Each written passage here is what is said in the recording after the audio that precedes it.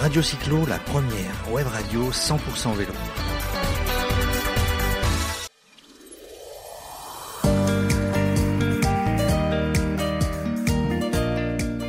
Retrouvez Vélo Passion sur Radio Cyclo.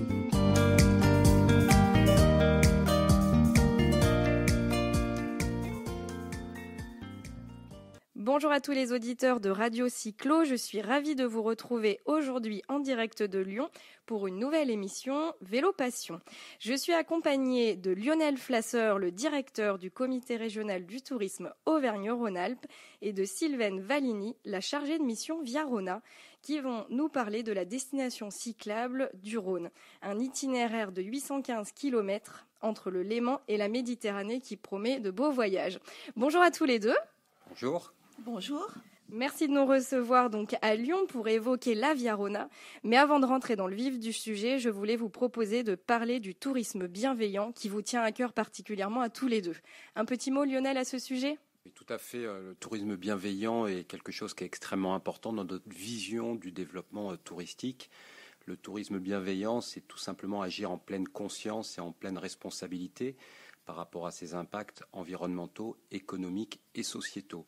Et il se trouve que l'itinérance à vélo est la thématique reine pour illustrer ce tourisme bienveillant. Tout à fait, je crois que vous êtes dans le vif du sujet des attentes de nombreux utilisateurs aguerris du vélo et de ceux qui commencent à le pratiquer. Alors est-ce que justement vous pouvez nous expliquer depuis quand la Via-Rhôna existe ? Alors, la Via-Rhôna a été imaginée dans les années 90 avec véritablement un essor et une concrétisation qui s'est mis en place à partir des années 2004 et 2005, et notamment avec un fait important qui est le partenariat entre la région Rhône-Alpes à l'époque et la Compagnie nationale du Rhône pour officialiser ce partenariat, et notamment en termes de participation financière, mais également pour la mise en œuvre de cet itinéraire.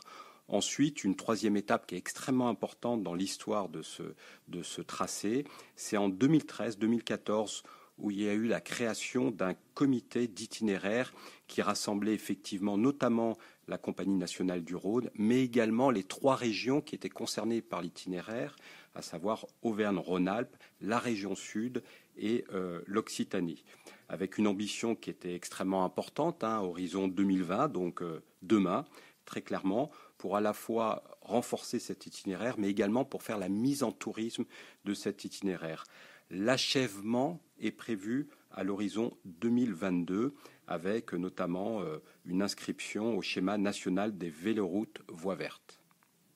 Donc on comprend un travail de longue haleine avec plusieurs partenaires qui avancent dans le même sens pour pouvoir proposer des étapes adaptées à différents types de publics sur ces différents territoires. Alors justement, Sylvaine, quelle région traverse l'itinéraire ? Via-Rhôna traverse 3 régions, Auvergne-Rhône-Alpes, la région sud et la région Occitanie. Donc je crois qu'on a une douzaine de départements qui sont ainsi traversés sur cette voie aujourd'hui. Oui, c'est ça. Vous voulez que je vous les cite ? Oh, si vous voulez, vous nous en citez quelques-uns. Alors le Rhône, la Loire, Drôme, Ardèche, Vaucluse, jusqu'aux Bouches-du-Rhône et à l'Hérault. Eh bien, ça nous promet des paysages différents au fil des étapes, donc ça, c'est plutôt sympathique. Alors, en parlant des parcours, je crois qu'à l'exception des 60 km qui se trouvent entre Genève et Seyssel, l'itinéraire est principalement en plat. Vous pouvez nous le confirmer ? Tout à fait. À partir de Lyon, vous avez 3% de dénivelé jusqu'à la mer.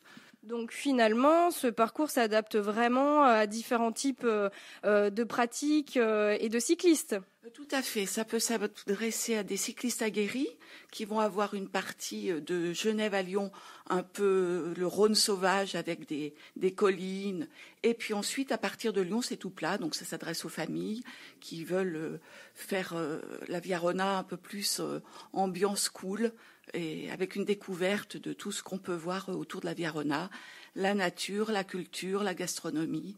Alors, on a un petit aperçu des différentes facettes du patrimoine qu'on peut découvrir au fur et à mesure des étapes. Est-ce que vous pouvez nous préciser finalement ce qu'on va traverser ? Je crois qu'on passe par différents parcs et sites UNESCO. Oui, alors vous avez d'abord la Via Rona sont 3 ambiances, une ambiance nature avec des sites et réserves protégées. Vous avez des collines, le panorama des Alpes pour la partie nord. Ensuite, vous avez toutes les vignobles des Côtes-du-Rhône, la Camargue, les paysages provençaux et vous arrivez à la mer.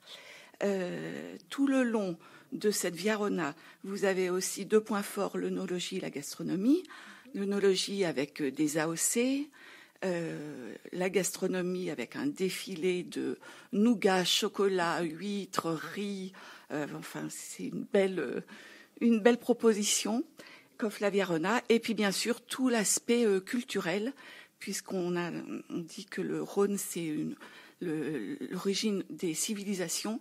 Donc, vous pouvez découvrir le musée de Saint-Romain-en-Galles et jusqu'au musée des Confluences, en passant par le musée des Beaux-Arts de Valence, qui est extraordinaire, et 3 villes classées à l'UNESCO, Lyon, Avignon, Arles, et puis tout un panel de festivals, les Nuits sonores à Lyon, le Festival d'Avignon, Jazz à Vienne. Donc finalement, le plus dur sera de choisir, si je comprends bien, entre toutes ces activités.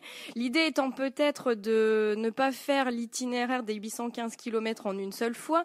Lorsque l'on part par exemple sur des séjours estivaux un petit peu plus longs, ça peut être le cas. Mais on se rend compte finalement qu'on peut venir le temps d'un week-end prolongé, seul, en famille ou avec des amis, pour partager justement de bons moments sur la Via Rona en pédalant, mais en découvrant tout le patrimoine de ces différentes régions. Alors finalement, si on devait partager une étape coup de cœur, est-ce que vous pourriez nous en citer une? Je sais que ça ne va pas être évident. Peut-être qu'on peut regarder du côté des plus actifs, des plus sportifs. Qu'est-ce que vous pourriez leur conseiller, Sylvaine? Alors, l'étape du Léman à Lyon. Donc là, c'est le Rhône sauvage et avec un peu de dénivelé. Donc ça s'adresse tout à fait à eux. Mais après, on a des étapes beaucoup plus douces. Par exemple, de Valence à la Voulte-sur-Rhône. Voilà. Et à partir de la Voulte, vous pouvez prendre la boucle, la Dolce Via. Parce qu'il faut dire que la Via Rona aussi, c'est pas mal de boucles qui longent l'itinéraire. Donc la possibilité finalement d'adapter à son niveau, à ses envies et à son timing cet itinéraire en le couplant avec la découverte des départements limitrophes et d'autres aménagements cyclotouristiques. Bon, alors ça c'est super, on le note en tout cas. Et est-ce que vous pouvez nous donner la fréquentation de la Via Rona à ce jour ? Alors la fréquentation est en hausse. On a plus d'1 million de touristes qui la pratiquent et on note un succès de cet itinéraire. Il s'inscrit dans une tendance actuelle dont Lionel nous a parlé tout à l'heure, le tourisme bienveillant. Donc c'est un tourisme doux qui rejoint le slow tourisme, qui est bon pour la santé et dont l'impact carbone est négligeable. Donc finalement, on n'a plus qu'à enfourcher son vélo et à prendre date dans son agenda pour venir et revenir sur la Via Rona.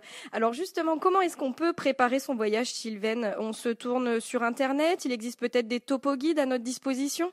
Alors vous avez le site dédié Via Rona, vous avez une page Facebook aussi dédiée Via Rona, vous avez une carte qui est réactualisée toutes les années, que vous trouvez le long de l'itinéraire dans les offices de tourisme.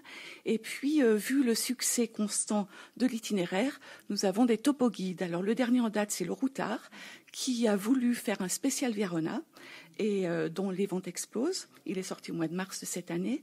Vous avez Ouest France qui a réédité sa version là au printemps 2019 et le guide Chamina qui est en train de travailler à une nouvelle version qui sortira au printemps 2020.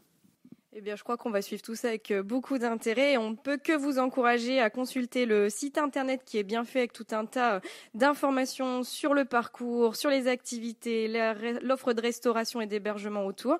Et puis, prenez le temps d'aller consulter aussi un de ces guides.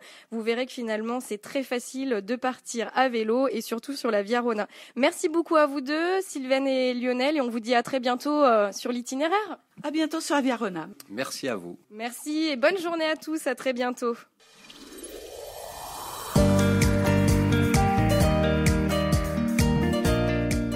Retrouvez Vélo Passion sur Radio Cyclo.